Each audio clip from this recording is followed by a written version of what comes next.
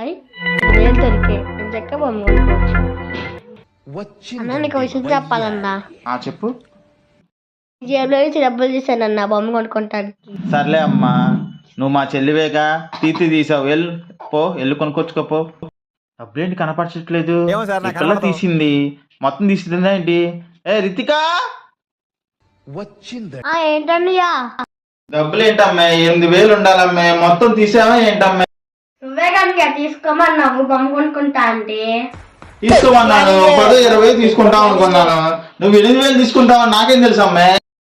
అన్న డాడీ బొమ్మ నచ్చాడంట అన్న. అదే ఆ పిల్లకి నచ్చలేదంట. డాడీ 10,000 తెచ్చాడంట. అయితే నేను 8,000 అడిగాను. ఆ పిల్ల ఇస్తాను నీ సీల్ కూడా చేయలేదంట. అంతే తీసుకున్నా. ఆ మొక్కేదో ముందే చెప్పుంటే నేను ఆ అంకుల్తో మాట్లాడి చెత్త కొట్ట బొమ్మ తీసుకునేవాడినిగా. అంటావనే నేను చెప్పకుండా తీసుకున్నా.